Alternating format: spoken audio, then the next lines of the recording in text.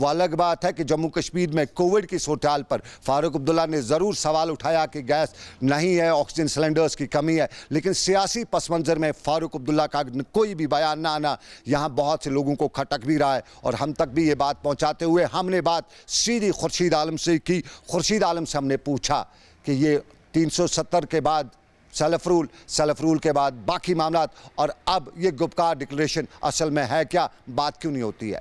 Peoples democratic party की जो president है महबूबा मुफ्ती अभी बंद है जी। जब तक वो बाहर नहीं आती है तो जो रूह है डिक्लेरेशन की, गुपकार डिक्लेरेशन क्या है, डिक्लेरेशन क्या है? इट इज सेंटिमेंट, जो जज्बात हैं जम्मू कश्मीर के लोगों के, उसके तहफ़्फ़ुज़ का एक जरिया बनाने की कोशिश है कि एक प्लेटफार्म जो मुश्तरका हो, जिसमें साझी सोच हो और साझी जद्दोजहद और कोशिश हो कि लोगों को जो साइकोलॉजिकली और नफसियाती तौर पर जो दचका लगा है उसको रिस्टोर करने की जो जद्दोजहद करने का नाम गुपकार डिक्लेरेशन है। मैं खुर्शीद साहब, सरकार बनाने का डिक्लेरेशन नहीं है। It is a declaration to safeguard the interests of the people of Jammu and Kashmir. यहाँ के लोगों के इज्जत नफ्स को बचाने और उसको तहफ़्फ़ुज़ फराहम करने का नाम है गुपकार डिक्लेरेशन, जिसके लिए महबूबा मुफ्ती ने उस दिन 3 अगस्त 4 अगस्त को मुतवातिर जद्दोजहद करके घर से घर जाती गई, वो तमाम पोलिटिकल पार्टी के कायदीन के पास गई और उनको एक साझा प्लेटफॉर्म, एक साझी सोच के लिए मदऊ किया। मैं बिल्कुल आपकी बात से जिस क़यादत ने इसकी रूह पैदा करी है वो क़यादत अभी बंद है। मैं खुर्शीद साहब बिल्कुल आपकी बात मानता हूँ, बिल्कुल आपकी बात मानता हूँ, लेकिन माजी का हमें याद है नेशनल कॉन्फ्रेंस कभी 370 लेके आई, फिर उसको सरद खाने में डाल दिया, उसके बाद उन्हें ऑटोनॉमी का राग अलापा, उसको भी रद्दी की टोकरी में डाला गया। ये नेशनल कॉन्फ्रेंस है। पीडीपी कभी सेल्फ रूल की बात लेके आई, कभी आर पार की बात, सेल्फ रूल भी पीडीपी को भूल गया, आर पार की बातचीत, आर पार ट्रेड भी सब कुछ भूल गया। अब ये नया 370 के बाद या सेल्फ रूल के बाद अब ये नया गुपकार डिक्लेरेशन, क्या ये सिर्फ एक शूशा है जिस तरह 370 था, या जिस तरह वो सेंटिमेंटल खेल था, या कुछ है प्रैक्टिकली? वरना सीधी सी बात है, आज आपकी मीटिंग थी, गुपकार डिक्लेरेशन पे बात नहीं हुई। फारूक अब्दुल्ला साहब पार्लियामेंट के इजलास में हैं, बात वहां नहीं की इस पे। एक वो बात करते हैं ऑक्सीजन की, वो बात करते हैं, लेकिन यहां से इसको 370 को सेंटिमेंटल, गुपकार डिक्लेरेशन को सेंटिमेंटल कश्मीर के हालात, कश्मीर की सियासत से जोड़ते, तो कहीं बात तो करनी चाहिए थी ना। मेरी गुजारिश सुनिए आप, 370 की जो बात है वो सिर्फ और सिर्फ क़यादत, आला क़यादत जो इसकी रूही रवा रही है, जिसने इसको बनाया है, जिसकी रूह परवान चढ़ी है महबूबा जी की वजह से, तो जब तक वो बाहर नहीं आती है, इस रेजोल्यूशन का सबसे इम्पोर्टेंट कंपोनेंट पीडीपी की क़यादत है, वो बंद है।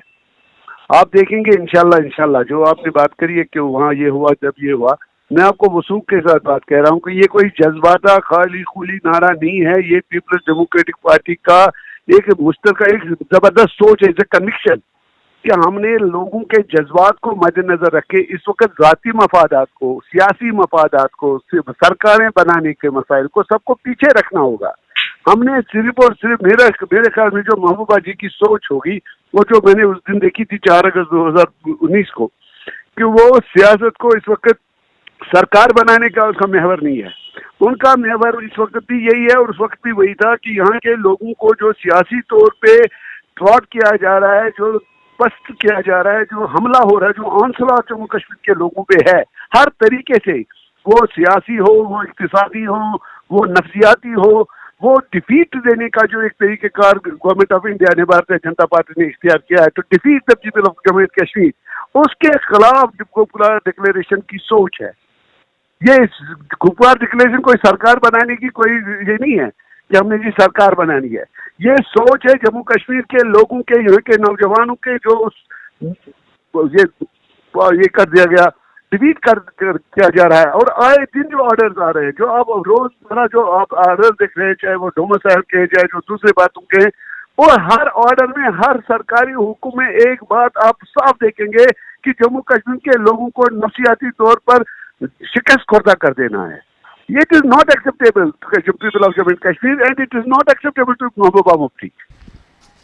सियासत के पस मंज़र पर खुर्शीद आलम का बयान, गुपकार डिक्लेरेशन पर असल हर महरिकात क्या हैं, लेकिन कुछ और मामलात भी हैं। छापामारी का सिलसिला भी है। कुछ लोग कहते हैं कि छापामारी कुछ दिनों से कुछ लोगों को इससे चिढ़ भी हो रही है और इस छापामारी पे कुछ लोग तशवीश का इज़हार भी करें, लेकिन एक छापामारी से बहुत से लोग खुश भी हो रहे हैं और उससे हम कहते हैं कि विजिलेंस या ACB की छापामारी, ACB की छापामारी पे कुछ लोग मुस्बत जवाब भी दे रहे हैं। और एसीबी की छापामारी में श्रीनगर में भी आज छापामारी हुई, सोवरा के इलाके में छापामारी हुई, श्रीनगर के डलगेट के इलाके में भी छापामारी हुई। और इस छापामारी में ये मालूम हुआ, पहले बताया गया कि एनआईए की छापामारी है, लेकिन पुलिस से जब राब्ता कायम किया गया तो बताया गया कि एनआईए की नहीं है, तो मालूम हुआ कि एसीबी की छापामारी है। अब वहाँ पे क्या हकायक हैं वो हमें मालूम नहीं हो सके, लेकिन कुपवाड़ा में एसीबी की छापामारी के दौरान कुछ सनसनीखेज इंकशाफात भी हुए हैं। और सनसनीखेज इंकशाफात बिजली डिपार्टमेंट के हवाले से हुए हैं, बिजली डिपार्टमेंट के इंजीनियरों के हवाले से हुए हैं। और मालूम यही हुआ है कि जम्मू कश्मीर में बिजली डिपार्टमेंट का इंजीनियर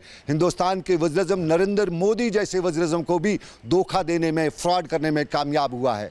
आपको याद होगा साल 2018 में जम्मू कश्मीर की सरकार को अवार्ड मिला था, अवार्ड जम्मू कश्मीर की सरकार के बिजली डिपार्टमेंट को मिला था। और तब यह अवार्ड इसलिए दिया गया था क्योंकि यहाँ से नई दिल्ली को रिपोर्ट गई थी कि सौभाग्य स्कीम के तहत जम्मू कश्मीर के हर घर को बिजली का कनेक्शन, बिजली की तार पहुँचाई गई है। लेकिन कुपवाड़ा से शुरुआत करते हुए एसीबी ने जो सनसनीखेज खुलासा किया है कि कुपवाड़ा में भी आज भी कई ऐसे गांव हैं जहां बिजली नहीं पहुंचाई गई है, लेकिन वज़ीर-ए-आज़म को रिपोर्ट में लिखा गया है कि कुपवाड़ा के सभी गांवों में बिजली पहुंचाई गई है। कुपवाड़ा के गांव मत्सिल का इलाका जहां बिजली का कनेक्शन नहीं पहुंचा है, मत्सिल के साथ साथ कई और ऐसे गाँव हैं, मनीगा का गाँव जहाँ बिजली नहीं पहुँचाई गई है, मनीगा के साथ साथ एक और गाँव जिसको रंगवाड़ कहा जाता है या सपा वाली कहा जाता है, कुछ और गांव भी हैं जहां बिजली का कनेक्शन नहीं पहुंचाया गया, लेकिन खाते में दर्ज किया गया है कि सौभाग्य स्कीम के तहत इन इलाकों में बिजली पहुंचाई गई है। और बिजली पहुंचाने के इसी मार्के में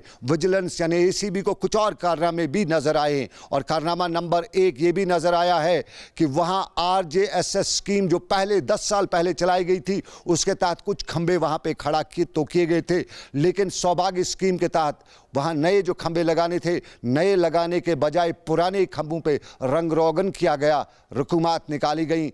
रिपोर्ट में लिखा गया कि वहां पे बिजली का कनेक्शन दिया गया है, लेकिन असल में नहीं दिया गया है। एसीबी की 5 टीमें इस वक्त कुपवाड़ा के मुख्तलिफ इलाकों में कागजात देख रही हैं, छापामारी कर रही हैं और बड़ा कारनामा अंजाम भी दे रही हैं। लोगों में खुशी की लहर भी है और एसीबी के इस कारनामे पर एसीबी की वाह भी हो रही है। लेकिन इसी खबर के पहलू में, पस मंज़र में कुछ और मामला भी सामने आ रहे हैं। और मिसाल एक ये भी दी जाती है कि इस इलाके में 21,000 बिजली के नए खंभे रिकॉर्ड्स में दर्ज किए जा चुके हैं, 21,000 नए खंभे खड़ा किए गए हैं। जितने भी खंभे खड़ा किए हैं उनके हवाले से पैरामीटर्स ये भी है कि 5 फीट की सीमेंट बॉटलिंग उनको करनी होती थी, लेकिन खदशात हैं, अंदाजे हैं, रिपोर्ट है कि 5 फीट हुई नहीं है, 1 फीट की बोटलिंग हुई है, बाकी 4 फीट निकाल के जेब में डाले गए हैं। ये कुपवाड़ा में सौभाग्य स्कीम, वो स्कीम जो मरकजी सरकार ने राइज की थी जम्मू कश्मीर के हर घर तक बिजली पहुंचाने की, और इसके लिए टेंडर्स भी वहां तलब नहीं किए गए हैं। इंजीनियर्स ने अपनी मनमानी से अपने दोस्तों अहबाब को ये काम दिए हैं, और कुछ को अगर दोस्त अहबाब नहीं थे तो साफ जाहिर है बिना मतलब के, बिना वजह के, बिना टेंडर के क्यों काम दिया, कुछ उसके तो पीछे की कहानी ज़रूर होगी।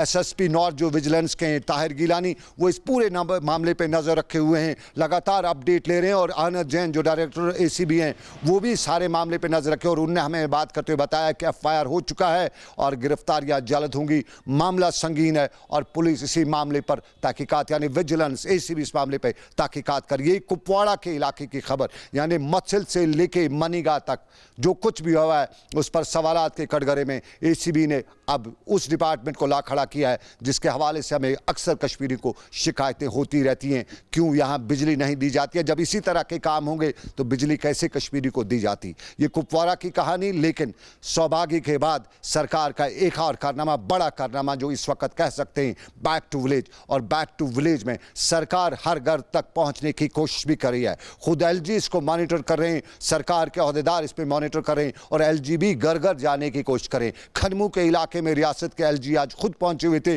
लोगों से बात की, लोगों के मसाइल सुने, लोगों ने अपनी सुनाई, एलजी ने अपना बताया और जो कुछ भी हुआ वो वहाँ पे ख़ास देखने के लायक था। बड़ी तादाद में लोग आए हुए थे और जहाँ रियासत के एलजी को मुबारकबाद दी जा रही थी, खुशामदीद उनका कहा गया, वहीं उन्हें अपने मसाइल भी बताए गए। अली मोहम्मद को दिक्कत है ट्रांसफार्मर की, तो अभी हम रास्ते में इनसे बात कर रहे थे। ये काम है बिजली विभाग, और बच्चों को अवसर मिले, जैसे किसी सरपंच साहब ने कहा कि बच्चियों को, महिलाओं को, तो निश्चित रूप से इसके बड़े कार्यक्रम यूथ एंगेजमेंट का आने वाले दिनों में हम शुरू करेंगे।